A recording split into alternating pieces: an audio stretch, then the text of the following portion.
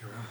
Hello, yeah, okay, so we're going to, this is Il Nishmas Tzvi ben Ariya Cohen and for Shlema for Reuven Zisel ben Malka, Ruti bat Dalia, Noam ben Tami, and Yaakov ben Dina. Okay, this is a continuation. We've been learning the Sefer Netivot Olam from the Maharal, Zal. And we're finishing up Perek Gimel. This is the Tsfat Torah, and it's been a while since the last installment, so I might as well review a little bit that the approach of the Maharal. He takes and analyzes the Agodas from the Gemara largely, and his approach to so far, at least to the question of Torah, is that Torah he's emphasizing the distinction between Torah and other things, in that Torah is specifically and kind of exclusively connected to the intellectual sphere. It's something that's totally, even though of course it deals with the physical world and all the details of the physical world. The Torah itself is something that transcends the world totally. It's a godly thing. It's something that operates on a whole different level, and therefore it's not something that we can. It's really compatible in a sense in terms of being involved with Torah. Our connection to Torah is something that really transcends everything else and takes precedence over everything else because it's on a whole different, on a whole different level. So people who try to mix the two and kind of, have a dual allegiance, so to speak, I mean, it's kind of like, worshiping something else besides Hashem. It's like you can't, it demands your full attention and it demands your full commitment, and it's not something you can play around with. So he's very forceful in this position. And this is what comes out particularly this week, is that he's not pulling any punches. He's not making any compromises here. It's a very strongly presented view. So, I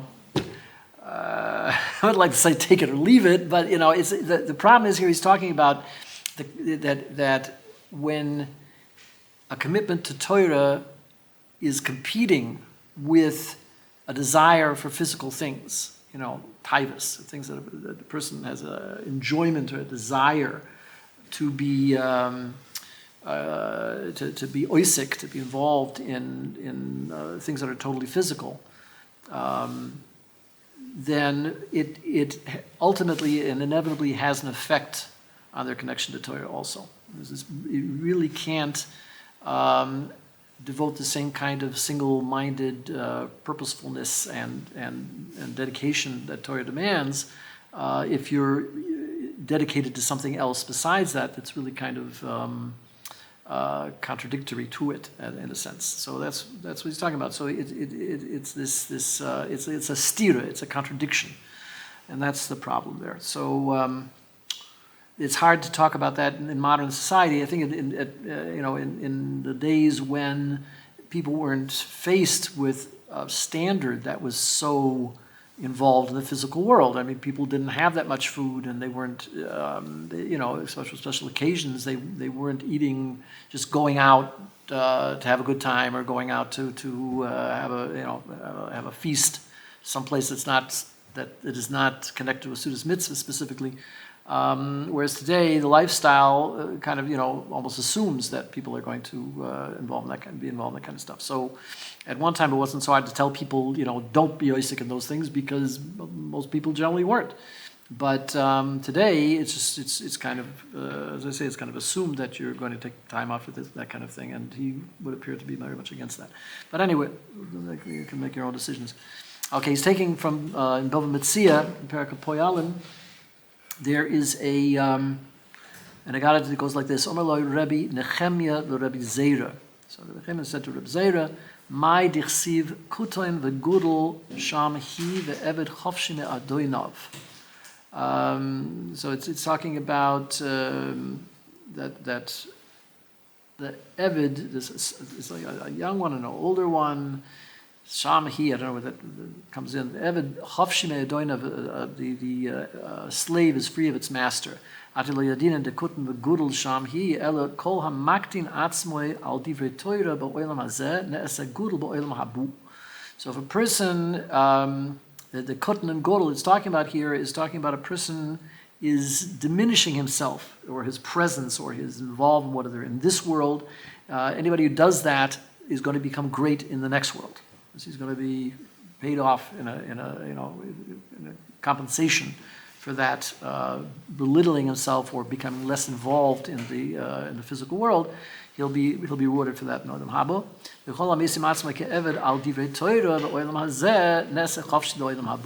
So also another opposite is that when a person makes himself a slave to the Torah in this world, he becomes free in the world to come. So again, it's that compensation is coming later. So in other words, you could think that he is causing some suffering to himself or some denial to himself in this world, but the fact is that he's going to be paid up for that in the next world. So he says, it's loima. So he's saying that a person really has to enslave his nefesh and his guf, or the soul and his body, to the Torah in this world. So that the person makes himself small in this world, it's for the sake of the Torah. So then that's considered to be like he's enslaving his nefesh, the soul, to the Torah. And Masha oisa atzmai eved. And the fact that he makes himself a slave to the Torah, meaning that he doesn't think of himself, how he would like to spend his time, but rather he thinks about the Rebbe spending his time learning as much as possible. And that way he's enslaving his body also to the Torah, and he's involved with the Torah day and night. He's constantly involved.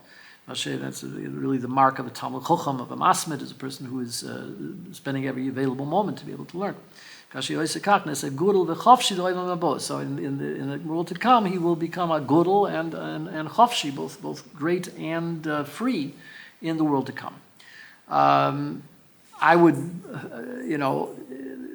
venture to interpret that possibly as meaning that Olam Haba is not just talking about physically, like the next world after we pass away or after Mashiach comes. You could also be talking about that he has they talk about a level of experiencing an aspect of Olam Haba in this world, just like Shabbos is a foretaste of Olam Haba, and that's a spiritual, level, a spiritual, type of existence that we taste on Shabbos.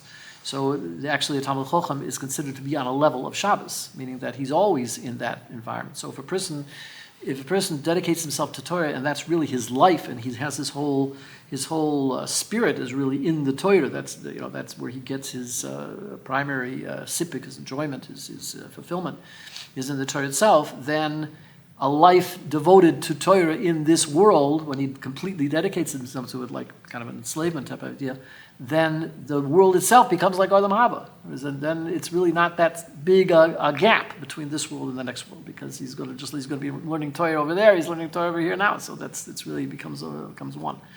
Anyway, so he needs both of these things, both the shibit and the maktin. So he says,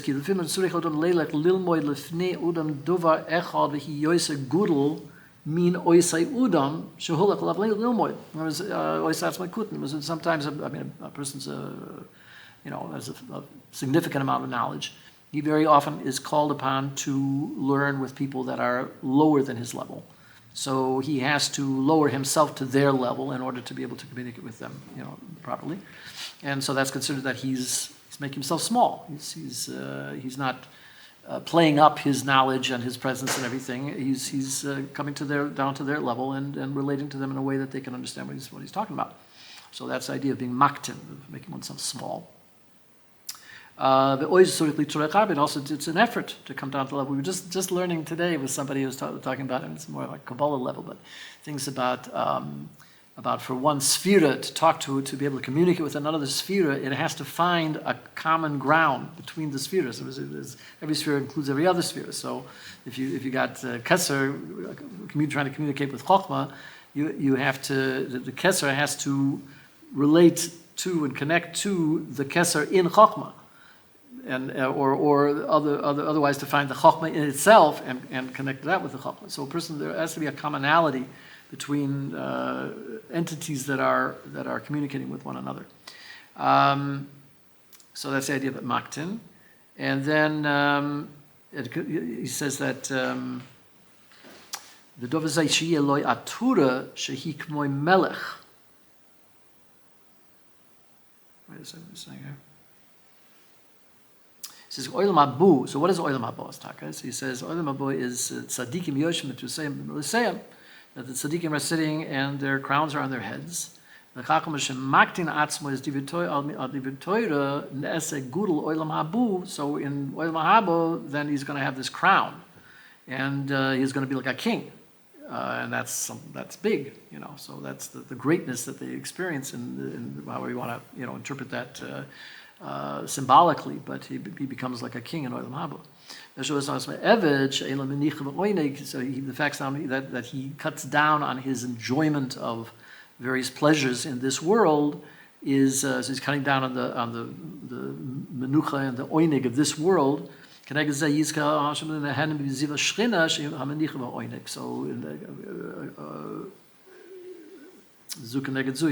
corresponding to that, in Olam Haba, it's said that they will, the Talmidei Chachamim will take pleasure in the shining of the Shekhinah, which is itself the Menucha and the Oinik. So even though he doesn't have as much light in Menucha in this world, he's giving that up for the sake of the Torah, and then he will be repaid for that in the world to come.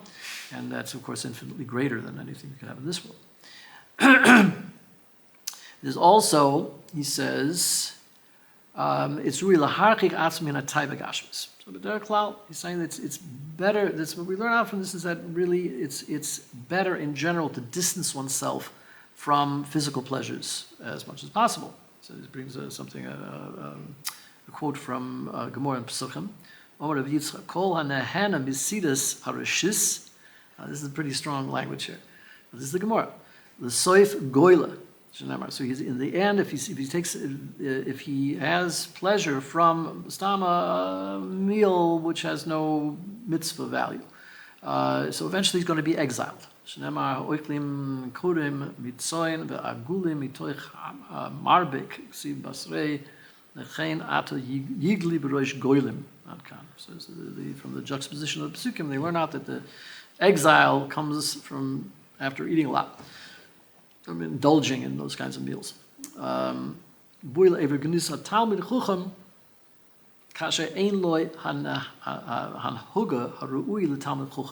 he's talking about is that a person acts, a Talmid Chacham acts, he was talking about somebody who does know how to learn, and he's acting in a way that is not befitting of a Talmid Chacham. That it's really kind of a disgrace for a Talmid Chacham to act that way.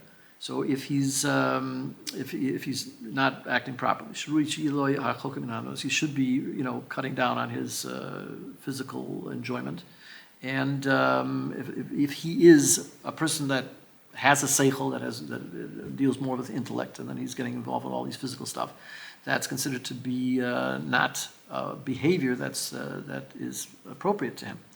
He's running after the pleasures of the bodily pleasures. Then and Sidus Mitzvah then he is lowering himself, in that way. Sidus Mitzvah ain't a Sidus Inyan Gufni, because he says that a Sidus Mitzvah is not the same thing. A Sudas mitzvah is not running after stam pleasure. There is a mitzvah involved there. You're involved in it because of the mitzvah. You may have enjoy the food or something. You go to a chasana, you enjoy the food. It's not telling you to do something to spoil the taste of the food, but it's the very fact that a person can take time out and spend a significant amount of time, very often going to some kind of a big meal there's no mitzvah value, is showing that is for him a justifiable occupation. That's okay. There's no problem with that. And he's saying at least for a Talmud Chacham, there really is a problem for that. If he's really, involved in the Elyonim, in this higher worlds, higher connections, so then when he goes to such a place and such a thing, it's really exile for him. The whole thing is case. We bring this up in a few contexts. The point is that a person who is really a Talmud Chacham, who's really involved in Torah more than a casual level, that becomes his place. That becomes his domain. That's his house. That's where he belongs. He's become part of he's kind of separated himself from being so concerned with and involved with all the mundane, everyday kinds of things. And he's risen to a higher level where now he's oisek, his mind is involved on a pretty regular basis with higher concepts. And what do we do to serve Hashem? What is the Ratzon Hashem? What does Hashem want from us? What is the halacha? What is all the levels of Pardes, Pshat, Remes, Rosh and Sod, on all levels. He's dealing with basically a spiritual existence. And it's not connected with the physical at all. So now all of a sudden he's giving this cheshivas, he's giving this significance to something that's totally physical, which has no connection with the spiritual world at all. He's really out of place in that kind of environment. So that's the idea of being exiled. You're taken from your true place where you belong, and you're taken into another place where you don't belong. You don't have any place there. So he says that a Talmud Chacham is marbe sidusa b'sidus harishis shedovazeh netia ela chomri. What he's doing is he's now taking his whole mahis, his whole personality. I mean, his whole essence as a person, and he's put that in the service of, or in the pursuit of, the physical. So when you see that it becomes a concept of dveikus, there's a clinging to one side or the other, and when you've left the spiritual to go towards the physical, then there are some consequences to that. So he said that because that's the idea of golus. Loguli, it says, is loy golus aseres hashvutim, loguli aseres hashvutim rak b'shvil hayayin. It says that the aseres hashvutim were exiled specifically because of wine, because they got too involved in shikris or whatever. They were drinking wine all the time. Okay, so now there's another one that he quotes here. Oid sham toni rabunan kol talmid chocham hamar besidusi b'chol mukoyim l'soif makriv es beisoy. Ima alman es ishtoy, ima yasim es goizlav, v'talmidim ishtachik memeni, v'machloikes rabbis buis alav, v'devurav einam im shmuim. V'mechal shem shemayim, v'shem rabba, v'goyim shem ra loy il ben benoy ad soif kol adoyres. So that's also pretty strong language. This one says that he's saying that a person who takes a lot of time eating, again, not mitzvah, he in the end he destroys his house. He makes his wife into a widow. Right? He's and his children into orphans. He forgets his learning, and he gets into a lot of fights, machloikas, and with other people. And what he says is not listened to, and he's machal l'shem shemaim, and also the name of his Rebbe who he learned from, and he causes bad things to happen both to him and to his children. Gorim Shemra, rather. He causes a bad name to come upon him and his children and his grandchildren until the end of all the generations. Mai hi Omar Abaye Korile bar Mechem Tanira Rav Oimer bar Raked Bekibi Rav Papa Oimer bar Malchach Pinchi Rav Shmai Oimer bar Mach Reva. Which are various word, like names you would call somebody that's really a lowlife. He's licking his fingers. He's dancing around, like a shikar. He's various degrading types of terms that would be applied to such a person. Perish. So what is he saying? He's saying, so again, this is not appropriate behavior for a Talmid Chacham to be hanging around by feasts and indulging himself like that. Because he's being nimshach akatayver, he's just forgetting about the Torah and he's just going after the food. So it's a bodily type of thing that he's being involved with. So in that he's destroying his house. What does that mean? He is makar beisoy imukoim ma'alusoy. In other words, the beisoy in this context, the idea of, just like you say, also the idea of a bias. Bias is the idea of a base knesses, a base din, a base ishtohi beisoy. There's all kinds of the word bias has a lot of connotations depending on how you use it. And here the beisoy, his bias, his domain, as we said, is Torah.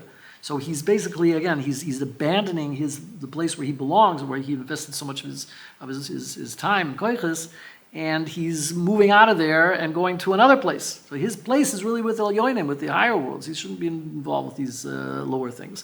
So he's basically destroying his domain, his domain that he belonged there. He's tearing it down, so to speak, because again, he's in the other place, the opposite place.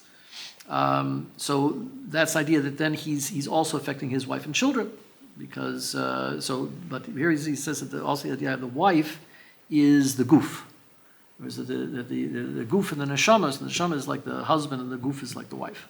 So if the neshama is not there, you abandon your neshama. The neshama is out, literally just disappeared. It went back up to Shemaim. So that's the idea. It's as if it's not there. So if the neshama is not there, then the goof is a widow. It's like it doesn't have a husband. There's nobody to take care of it. So then that's the idea of becomes a widow. And the seichel, seichel is called the husband of the goof, right? Seichel. So he says the Talmid Chacham is there kasher mar b'situs ki'ilu haseichel eino nish b'guf. So it's as if the seichel is no longer in the body, and therefore the woman is an almana.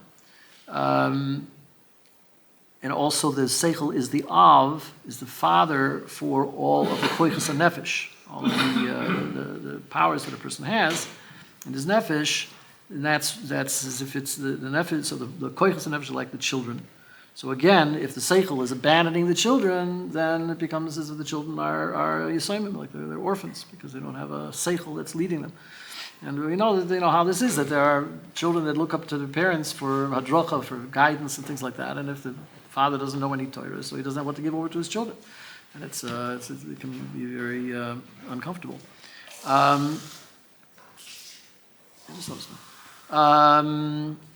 What does it mean that he forgets his Torah?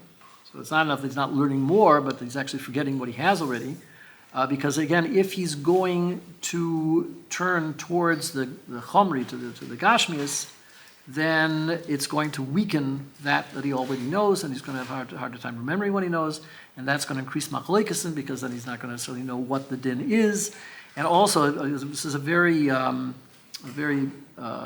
perceptive insight here, is that when a person, that in general, when everybody has a clearly defined place, a role, or a domain where they circulate in those areas, so then people don't like it when somebody is not in their defined place. If they're out of place, or if they're no geya, it says that each person has their own defined place, and if somebody's out of their place and encroaching on somebody else's place, that can cause problems. So he says that causes machlokes. So everybody knows where everybody belongs, then people know where they don't step on each other's toes. So here, if you're encroaching on someone else's area, so here you got the Talmid Chacham is expected to be in a certain place, in a certain having a certain role, and if he's getting into other people's roles, and the roles become indistinct, and there's competition, or there's some kind of aspect of people not knowing where they belong, that causes machlokes, and the whole social fabric starts to break down. He's taking something that belongs to somebody else, or whatever, or somebody else is not expecting for to be there, whatever. So that's the idea. Then Mechal Shem Shemaim. Why is that? because he's bringing about a shiftless for the Torah itself.